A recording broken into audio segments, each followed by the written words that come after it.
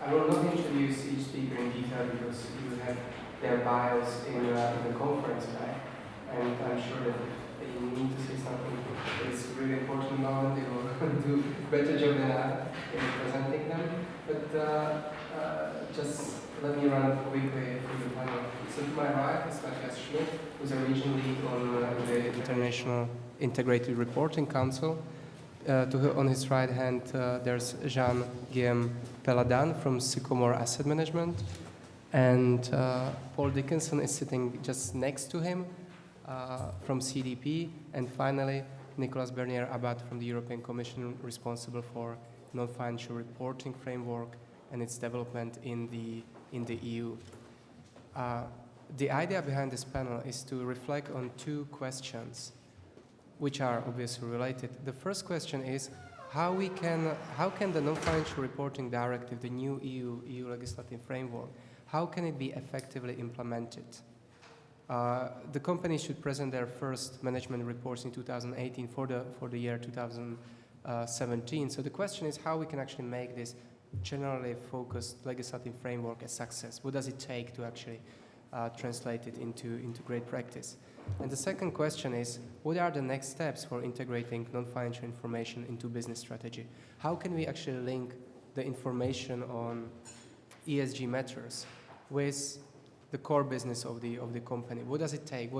How can we encourage best practice? What that practice should actually look like, and how the institutional structure that supports corporate reporting should be constructed. So without further ado, I would like to ask Paul Dickinson to say a couple of words in the beginning, and then I will ask other speakers to provide their speaking points. Thank you, and maybe you can find this one slide, but it's for later, so I'll give you some time. So look, lovely to speak to you. Thank you for the opportunity. I'm going to start with a strange comment. If the ordinary, decent people stand together, we can beat the big banks and we can beat the corporations. And we did it. Okay, so those are the words of Nigel Farage, who led the Brexit movement in the UK successfully, speaking at a Donald Trump rally 3 weeks ago in Mississippi. He said, if the ordinary, decent people stand together, we can beat the big banks and we can beat the corporations.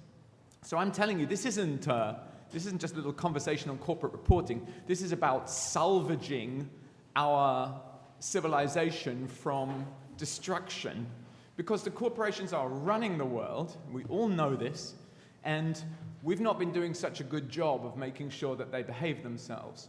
So extremely dangerous right-wing nationalist populists are coming along and saying, we can help, and that way probably lies the unthinkable. So it's a serious meeting, even though it seems on a little technical topic. What is the purpose of transparency in reporting? It is, I am assured by my distinguished colleague from the European Union, who I agree with entirely, it's about driving jobs and growth, which we also at lunch agreed involves not destroying the planet. So how do you do that? Well, we've been involved for a little while now in a reporting program which is 13 years old. You can see we've been representing more and more shareholders from 4 trillion in 2002 to 100 trillion in 2016. And we've now got 5,500 companies reporting through CDP. And what we've learned during this process is that there are certain things that are important in reporting. One is that there's consistency, that the data can be aggregated, that there are audit standards, and that it's not simple, I would say, is what we've learned. We are an NGO, but we are entirely at the service of government, and we look forward to supporting the efforts of the European federal government and other legislators to introduce the most effective NFR that is possible. That, I think, is a good way to stop my opening words. Excellent, thank you. Jean-Guillaume, can you follow with your perspective that is of an investor? Yes, it's a very big challenge because we have the time just after lunch, so I'll try to wake you up, but you started by some shaky sentence. It won't be my style. Just a few words on Sycomore. Sycomore is a French boutique, as we say.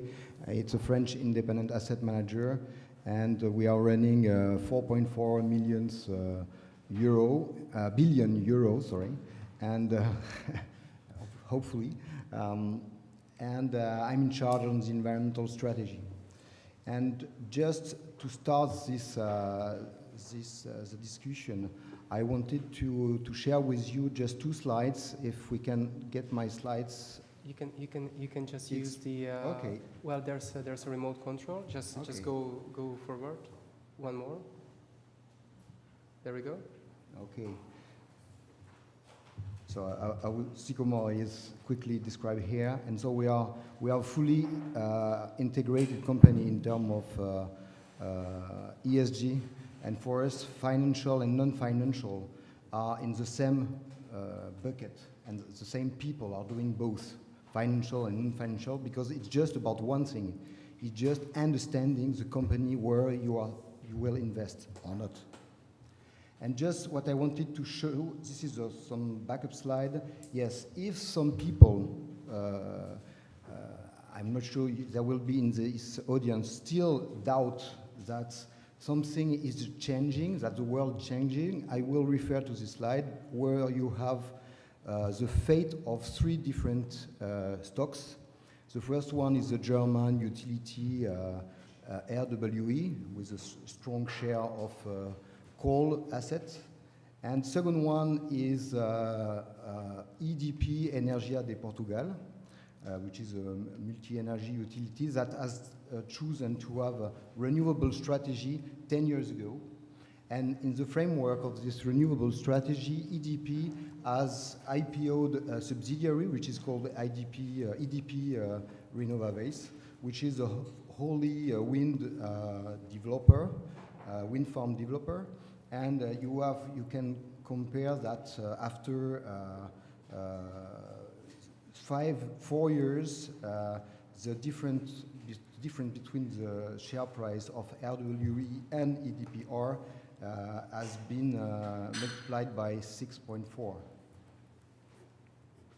So, just to explain, I use this, what would be the key message I wanted to bring to this discussion about reporting is that what is the point? What is the objective? The point is to make an investment decision and at the end to have a positive impact of your investment strategy. And you have just 5 solutions and 5 steps. First, the basis, you have to assess it. And so transparency, reporting is a key issue. And the point I wanted to make is that it's really important to have reporting and information at the business level, at the business unit level, at the activity level, because when you are just mixing all the activities and getting a figure, it just meaning nothing, you can not use it. Second one is if you want to have an impact, you have to exclude.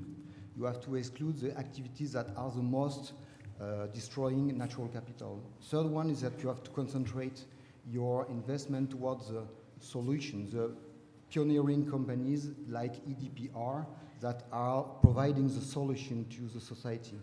And then, of course, you have to measure the impact, which is not so easy.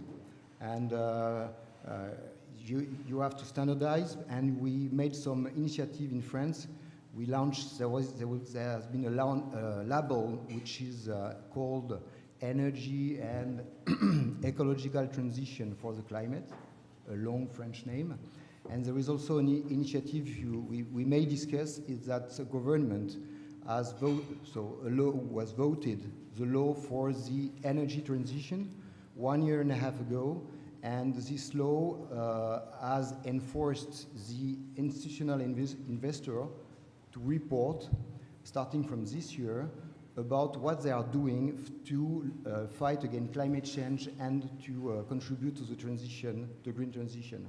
And so it's interesting, it is an accelerating factor.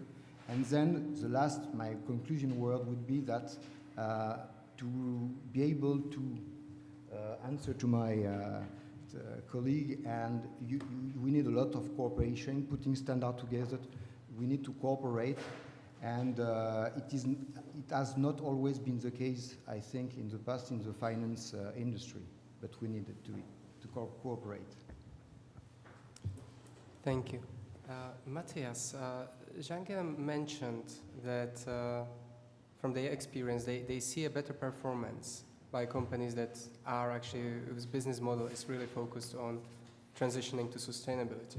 And you mentioned to me earlier that you see a similar correlation perhaps on a grander scale. So I'm wondering if you can share with the audience what you told me, and obviously your other points as well.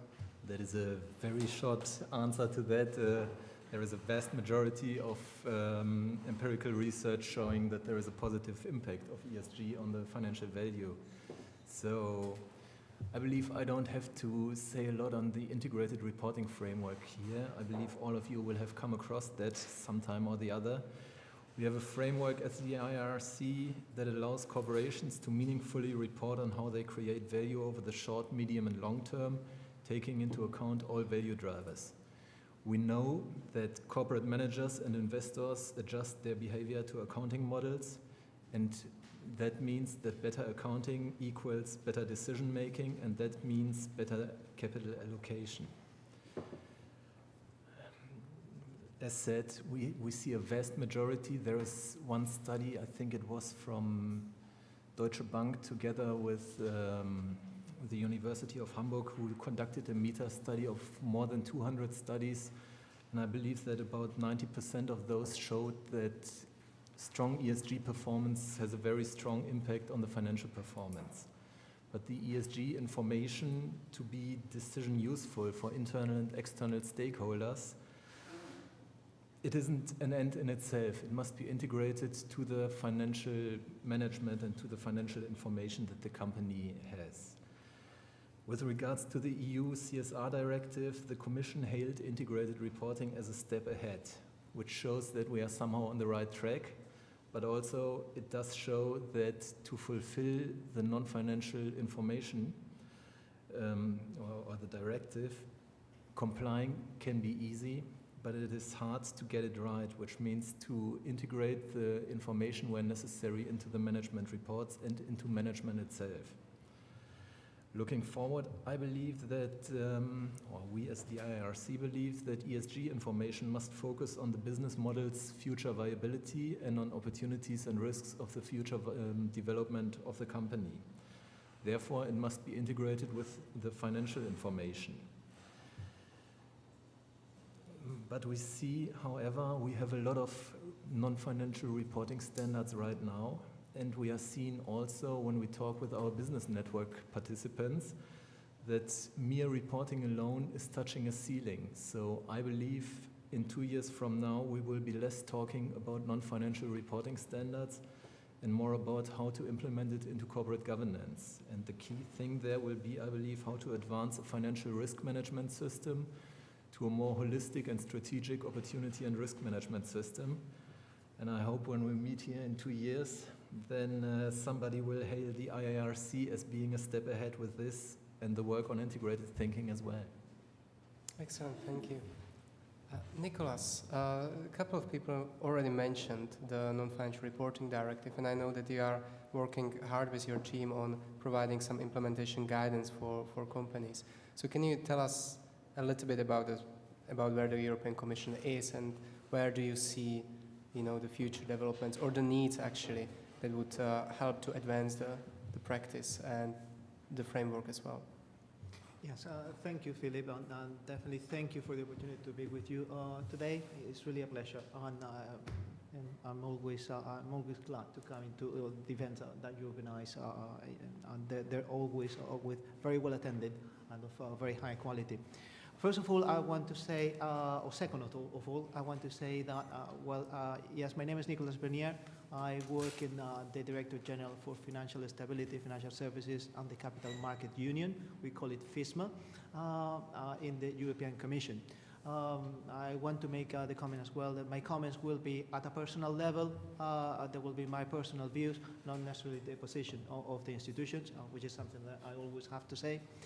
But I will try anyway to make the comments the way we see things in the services. Well, I think that my initial substantive comments need to be about well, corporate reporting is important. Transparency makes a difference, makes companies better because having companies knowing that they're going to be exposed to the views of the owners of the companies and of the society at large helps them be more disciplined and make better decisions. And that makes a difference over time. So we definitely believe that transparency is an appropriate instrument to promote growth and jobs, and that is something that is even more clear when we look at the big picture and the long-term perspective. And we definitely believe that that's the European model, that's the way of doing business in Europe. And I want to say that we are in the European Union in a very good position because companies in the European Union are already very invested in transparency.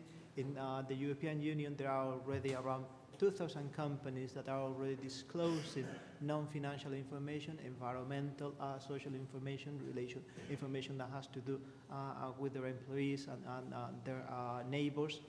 And that's something that these are numbers that you don't see in other jurisdictions around the world. So European companies are global leaders.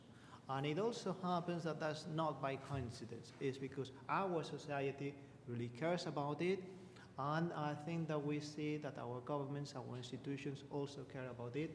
I can put forward the fact that the European Commission has been actively working on this topic since the year 2010. And we have a work program that goes without interruption until the year 2018. So you see it's a mid-long-term project that we're very happy to do because we believe that makes a point. We have legislation in Europe since the year 2014 that is unique in the world. In many events and in many reports, you hear that there are rules and legislation in a number of countries in the world. Well, when it comes to rules, I don't know. But when it comes to legislation, the only place in the world where there is legislation that requires from listed companies to disclose non-financial information is the European Union. And I have to say, the European Economic Area. And I have to say, because it's something that is good to be reminded from time to time, that we have already received information that members of the European Economic Area have already transposed the directive on disclosure of non-financial information. The member states of the European Union have time until December this year, and I hope that you do a good job at following up the process in your respective countries. Myself, the team where I belong, will do that work anyway. We will do it starting in January next year. So the next step for us is to see how this directive has been transposed by member states, and the rules have been respected. And as Filip has said, in the meantime, we are doing these guidelines on non-financial information. That is also an outcome of the directive, and that is also a quite important work. Thank you, Nicolas. Paul, if I may turn back to you. You were very brief in your initial remarks, for which I thank you as a moderator. But I was wondering about your reflections on one particular problem that has been discussed during the development of the EU Non-Financial Reporting Directive, and that has been raised by so many participants in our roundtable series. And that is the problem of missing methodology and clarity on reporting on some key data. And one thing that comes up so often in this debate is reporting of some people call it resource use data, some call it sustainability data, others refer to the concept of planetary boundaries. And actually, if you look at the CDP, it's what you focus on. So would you have any recommendation how we can bring more standardization across the board, and perhaps how we can link the standardization efforts out there with this emerging legislative framework? Sure, thank you. And maybe I add one comment that I would have made in my initial comments, and that is that, you know, why is this non-financial reporting? Huh? It's a very strange phrase, huh? It's a bit like the word sustainability. It's like, what is it we're actually saying? And I think that for me, I think sustainability is the name we give to problems that we know the government should fix but cannot. And there is not sufficient taxation or regulation of greenhouse gas emissions. There's just not a price on carbon that's really high enough to change behavior. So we are asking the companies to report on the non-financial thing. What we'd really like to say is we wish it was financial, but it's not, but we wish it was. So seriously, what does that mean? It means I think we need to have a very clear indication of expenditure on lobbying, because corporations' existing cash flows in fossil fuel companies, in coal companies, in oil companies, in automobile manufacturers, in electric utilities are being used in the EU and around the world through organizations like Business Europe and the US Chamber of Commerce to stop legislation to tax and regulate greenhouse gas emissions. So I think it's vital that the way to get the non-financial into the financial is to get the taxation and regulation, and that's the systemic point. To your point specifically about methodology, I think that, a wonderful thing happened in, I think it was Copenhagen in 2009 or soon after. The world's governments agreed a 2-degree target, and that meant that the IPCC, the science group, didn't just give these lines like ISA 91 or ISA 92, a bit meaningless. The scientists gave us a budget to keep below 2 degrees. And then the International Energy Agency divided that budget by sectors. And now we can have science-based reduction targets. So for me, the key to methodology is to link emissions reported in the climate change area, which is our expertise, with the reductions required by science. That's a tough, logical methodology. Whilst we're waiting for the laws. Jean-Guillaume, there was one thing that struck me about your presentation and in our previous conversation, and that is how you link the need to report on risks and impacts with a need to report on positive impact. Because it's not just about getting rid of emissions or solving some particular adverse impacts, it's also about the positive contribution of businesses to, let's say, a bigger transition to a sustainable economy.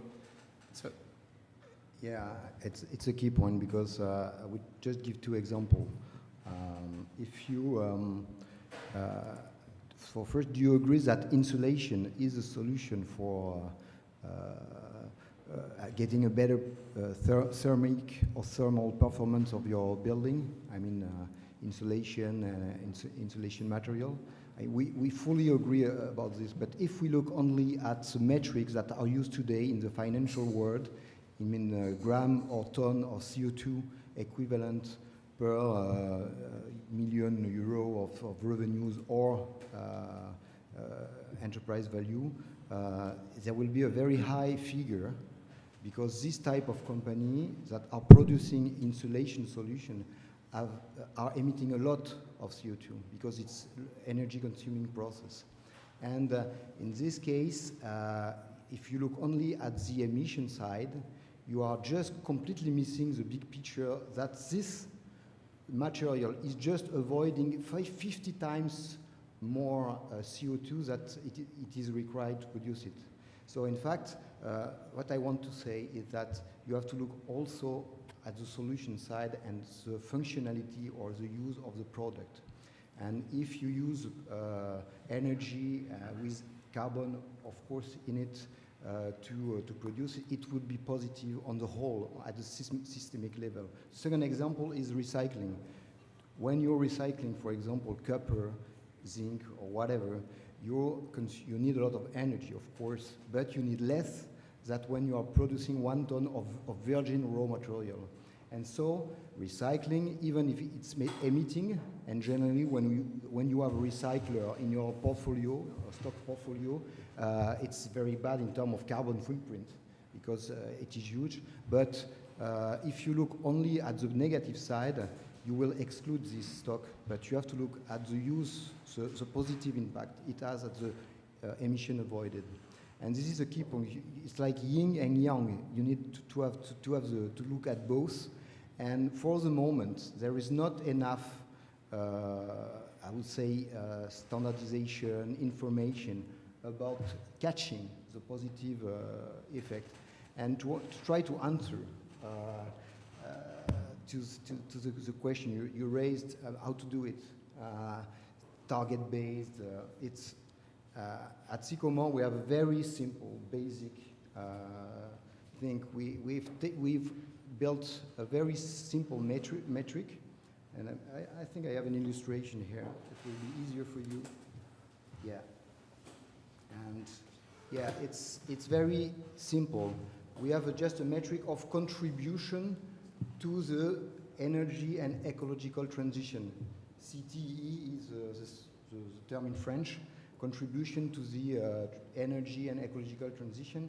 And so on this side, on the right side, you have, for example, EDP Renovables, but you have also rail transportation with, for example, the Eurotunnel operator, or you have Axel Group. Axel Group is a company that is a European leader in bicycle and electric bicycles.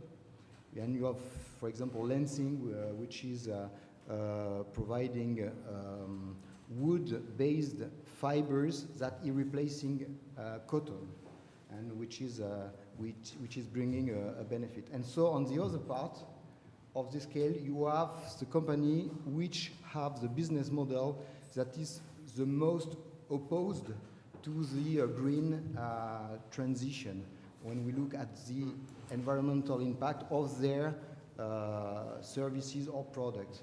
And you have, for example, RWE, you have NG, EDF, because of the important part of fossil fuel and nuclear power they are operating.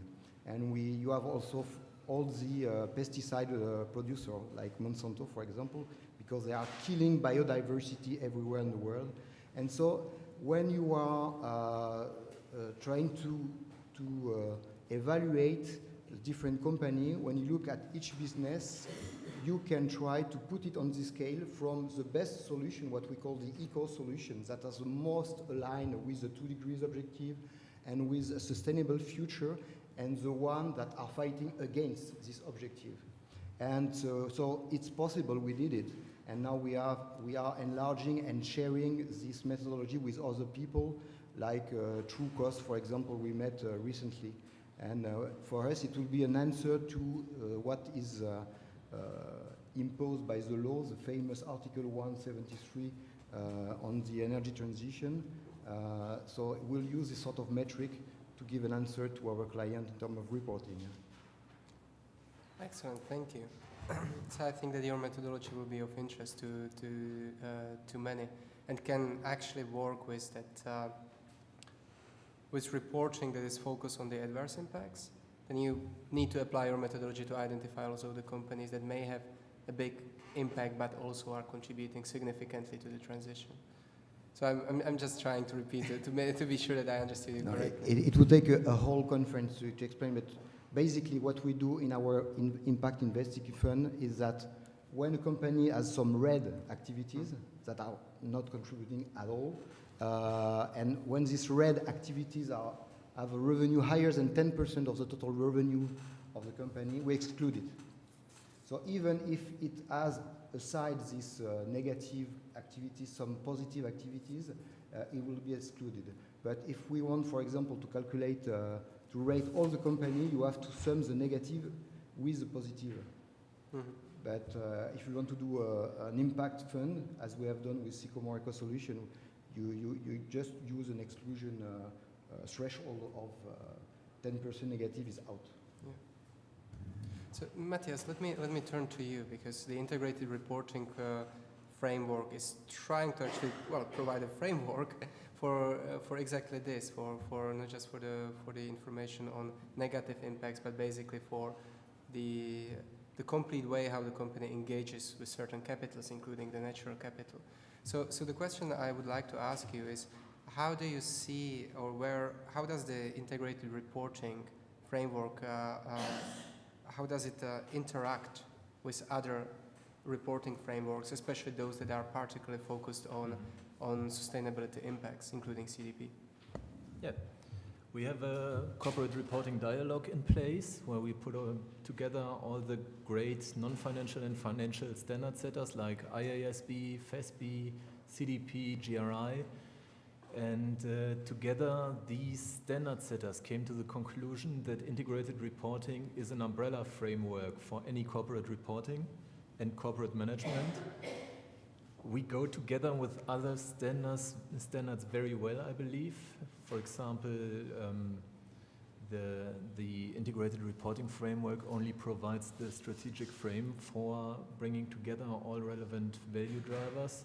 We don't have any KPIs on our own. So, for example, if you are RWE and you want to produce a report on the climate-related risks that you have, you should do that in an integrated way. But you should go for, I don't know, SASB or to CDP to get the metrics. So I believe that those are very complementary. Excellent. And Nicolas, let me throw this question back on you, because Matthias mentioned in the beginning that the European Commission showed interest in the integrated reporting, and I know that this has been discussed a couple of years ago. But obviously, the non-financial reporting directive has a slightly different focus. So actually, I have two questions on you. How do you see this interaction, and where do you think that the further development of integrated reporting framework could support your work or this kind of a legislative standardization? And B, what is now needed in your view to make the non-financial reporting directive work well, to make it a successful initiative? Yes, thank you, Gregor. I think that, first of all, we in the Commission, and certainly in our Director General, we talk to everybody, and we have been doing so already for a number of years. So we talk to all the frameworks that are represented today in the panel, and to others that are in the audience, and others that didn't come to this meeting for whatever the reason. But we talk to all of them. That's definitely true, and we engage in a deep, in a meaningful manner, in a durable manner. So we talk over the years. There is a question there on the. So we care about that, and we see that all the options that are available at this point in time for the European companies at a global level make sense and add value, and that's what I can say about that. I can say a little more about this question that came before. How is that we came with this idea of having a directive legislation on non-financial information? Did we really mean that it didn't have a financial value? But I will tell you a secret on how we came to that. The main point was getting the full picture. That was the whole thing. We realized that when it came to legislating the reporting of companies didn't have any legislation. In the European Union, there wasn't legislation asking for the full picture. It happened that companies had the obligation to report the specific things, but not the whole picture. They couldn't explain their companies in their management report because it wasn't in the law. It was as simple as that. So the point was about full picture reporting, and then what we realized is that financial information actually was already decently covered in European legislation. So there was legislation that with a number of imperfections on financial reporting, but good enough and actually quite robust. And then that's how we say, well, it's about the whole picture, but financial information is already done, covered. So what we need to cover now is the non-financial information. So there was no, so that is the thing. And what is that I believe in my mind, I think that will make a difference in the coming 5 years in the European Union. Well, I think that companies are doing their bit, and companies are going to do more in the future than they have done so far, and that's a tremendous effort. And I think that the commitment of our society and of our institutions, I think is demonstrable, is there. I think that what will need to happen to make this uptake successful and meaningful is European investors to avoid any underutilization of this information. This is a tremendous effort from companies and for our society and our economy as a whole. And investors have a new opportunity and a new responsibility as well. They need to take advantage for their own benefit, and for everybody's benefit of this information. That will help them make better decisions and decisions that are more successful over the long term.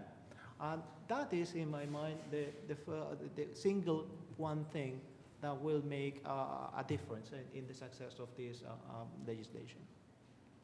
Excellent, thank you. Tineke, I would like to do one more reflections here. Now I'll open it to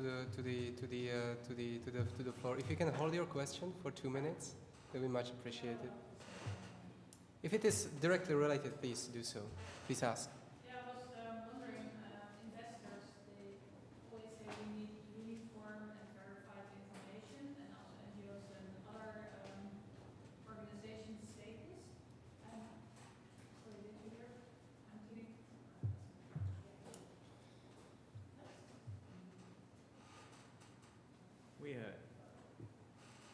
We can hear you like that.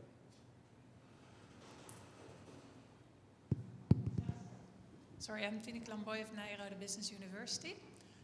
Thank you very much for your presentation on the development of the 2014-95 directive.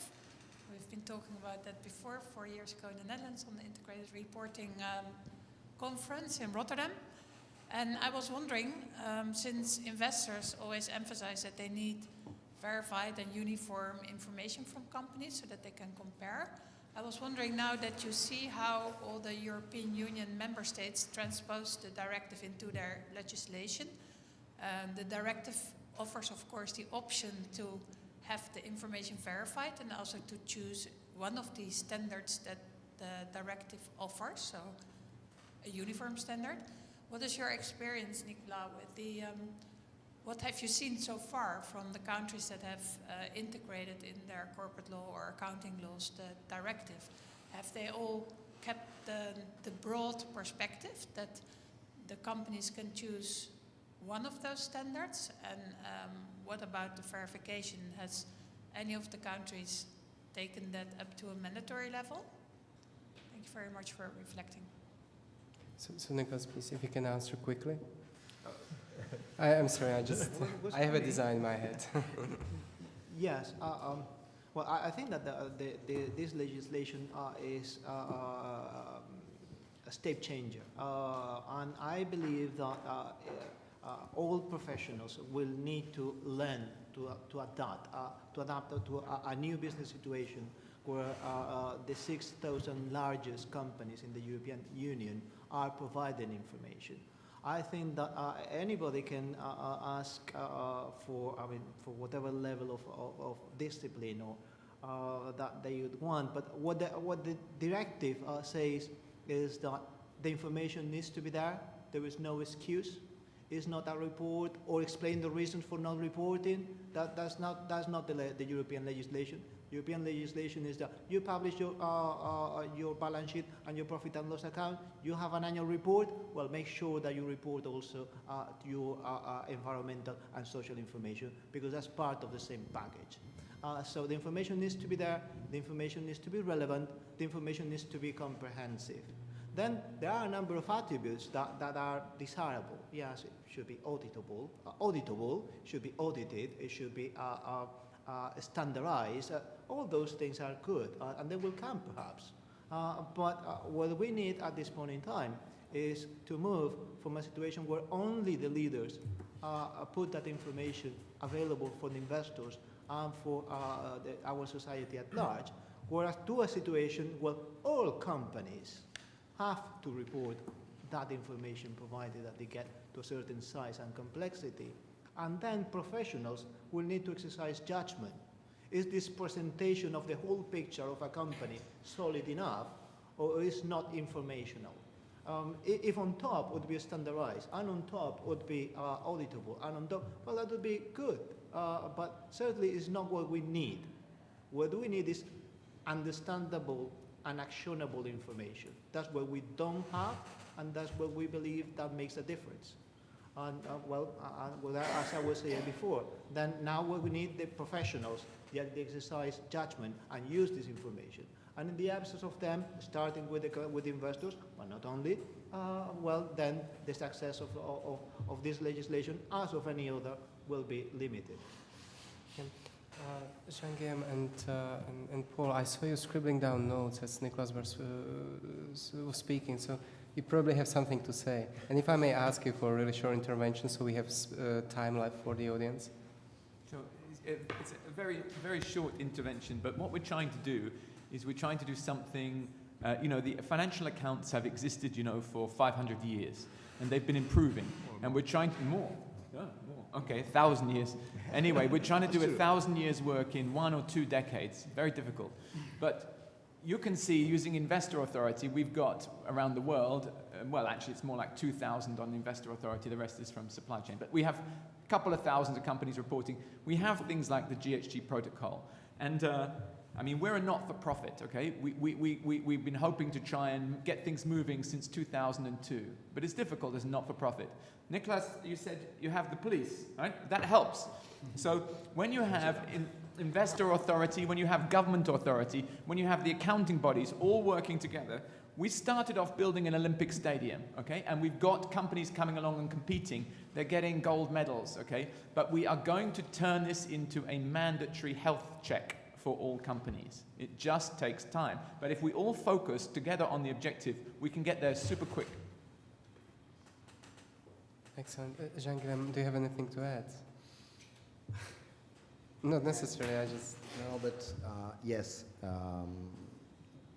about standardization and uniformization of information, there is a real complexity, because you have to understand the complexity of just the world, because there are very, very different types of products, services, and for example, we have tried at Sycomore, but before I was working for the French Agency for the Environment and the Energy Management, and there was a sort of graal, so something to find was a unique metric that can summarize and aggregate everything, and it doesn't exist indeed.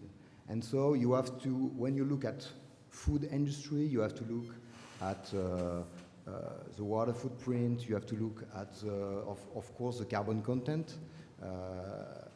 Carbon, one of the most universal metric, is that sure, but it's not a single one. You need others. And so depending on the activity you are dealing with, you have to take some specific metrics that are specific to each activity. And I'm sorry, it's the reality. And after, you can even access and have a final result like this by comparing the best solution on the market on the green side and the worst solution on the market on the red side, and which 0% in the middle is the average of the solution that are on the market today. Excellent. Can I add something as well? Please, please. Paul, you were quite disappointing to me, because your initial statement made me want to stand up, go out and throw a stone at something or somebody. And I'm not waiting another 1,000 years for a proper reporting standard. So I would like to disagree with that. We have to avoid waiting 1,000 years. We have no time. Well, I think that we have about 15 minutes left, so I would like to spend the time on collecting and answering a couple of questions from the audience. So who wants to ask a question or have a comment? I see 2 hands, 3 hands. So let's take these first three, and then we'll take another batch of 3. Thank you very much. I'm Esther Vittorino from GRI, one of the reporting standards in the audience. I have a question to Nicolas, which is the scope of the directive is supposed to be 6,000 companies, and we see that some countries, some economic powerhouses of Europe, where the number was expected to be somewhat higher, is now somehow coming down, whereas other countries are taking a lead on kind of expanding the scope. So 6,000 may be ultimately the number after all, maybe it's slightly above it, but it looks like some countries are really trying to do the bare minimum they can. So kind of if you have any observations on that. And the other one, if also to you specifically, if there's any specific steps that the Commission is taking to increase the data used by investors, if there's any specific ideas or projects or thoughts from the Commission side on how to increase the use of data, because obviously there's thousands of GRI reporters and there's great data out there, and we're trying to make sure that it somehow gets used and aggregated and digitized. And of course it's a tremendous investment also from the reporting standard side, and we see an increasing interest from the investor side, but it would be interesting to hear from you what you're undertaking on that. I just wanted to comment to Jean-Guillaume that it's great that you as an investor, you say, or an asset manager, you say it's actually good to have nuanced data. It's not about having everything standardized in one way, but it's actually the nuance of each solution, each company has its own merit. So that's something to bear in mind.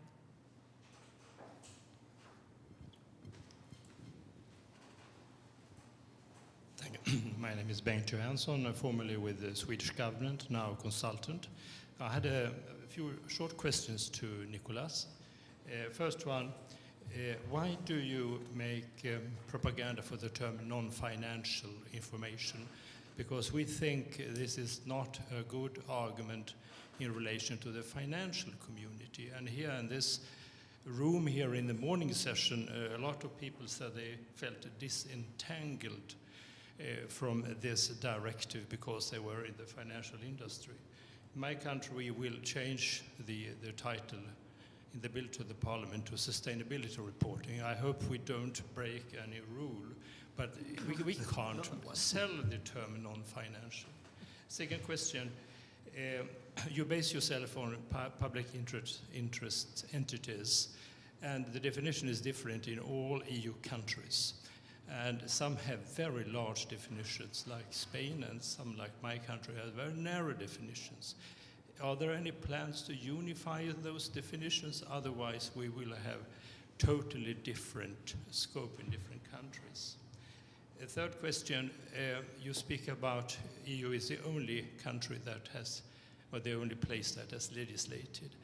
Is that a good argument? In Asia, most of the stock markets have regulations for all the listed companies. That is more companies than these 6,000 that were mentioned. So I think it doesn't matter if it is legislation which is suitable for European climate or stock markets that is suitable for the rest of the world. We should be sort of humble and accept corporate reporting wherever it is done. Thank you. Excellent. One last question and then we'll turn back to the panel. Yeah, again, here's a question. Hi, I'm David Monsardini from Exeter Business School. Question again for Nicolas. Unfortunately, you got many questions. Is the guidelines, non-binding guidelines, something you can talk about because you didn't really touch on this, and when they're going to be probably made published, and they are still addressing the different needs of different stakeholders, or they're going to be mainly on investors' needs? Excellent. So it seems that it's all your job, Nicolas. Yes, I think that we'll start with the point of humbleness. I think that I'm very happy with being humble for myself at personal level and for the institutions and for the institution where I work. I can be humble on that. On the other side, when it comes to the collective effort of European that Europe is doing on transparency, and in particular the effort that companies are putting in an honest way, so many hundreds of companies, I think that I don't know whether we can take a little pride of it, but certainly we need to recognize that effort, and I think that I can say very openly and very clearly that yes, I believe that European companies today are global leaders on transparency.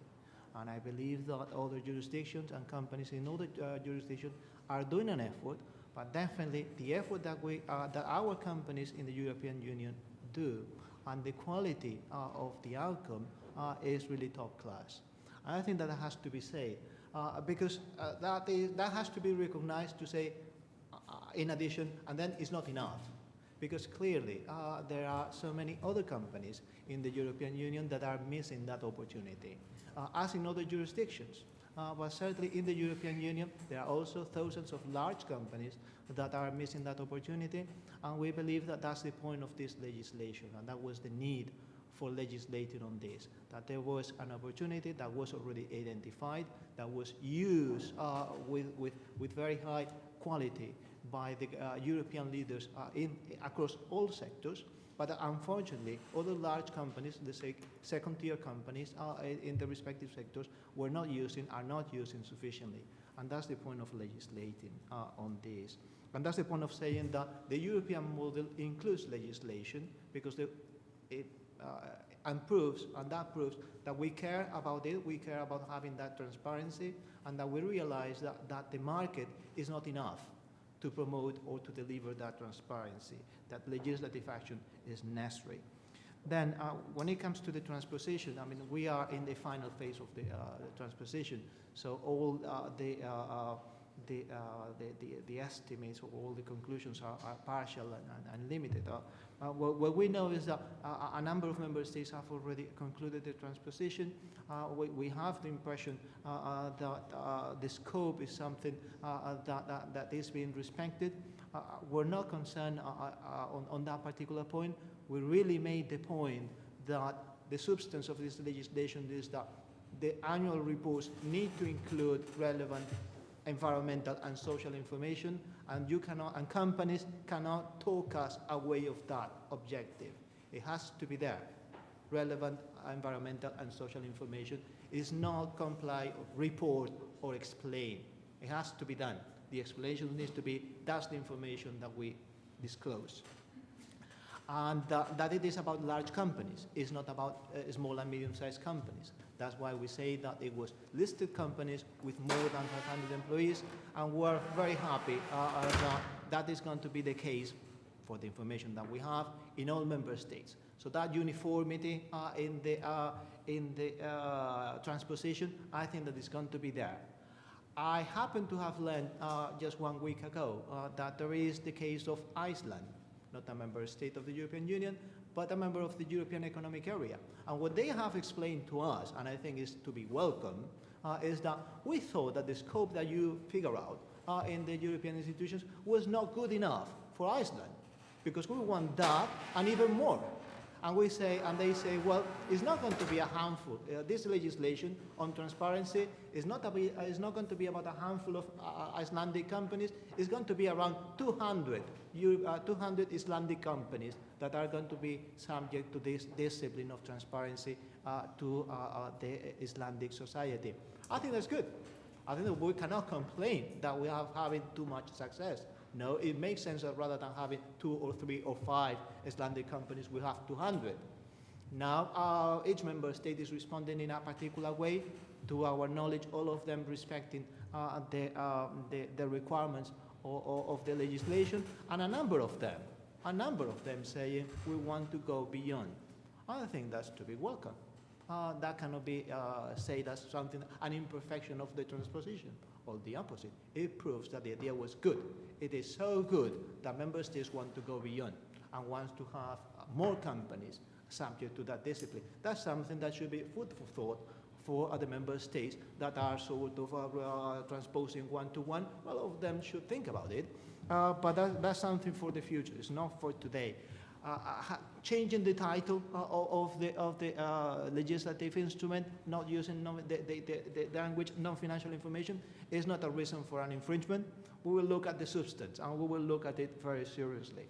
But the point is that we don't measure success in a piece of legislation by how appealing the title is, but how successful the idea is and how good it is. So when we see that member states and members of the European Economic Area saying, well, we want more than that, that means that, well, there is a success, and that's the way to measure it.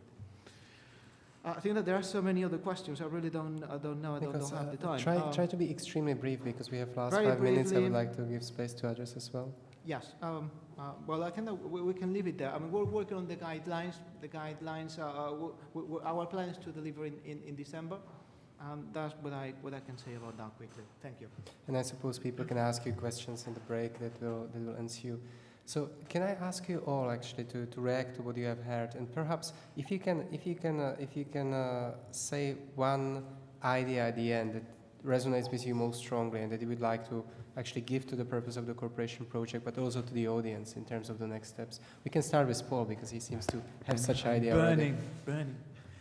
I think that we need to recognize that the nation state is a very fine institution, but it's old, and the global corporation is very, very big and new. And the nation state is losing power, and the global corporation is increasing in power.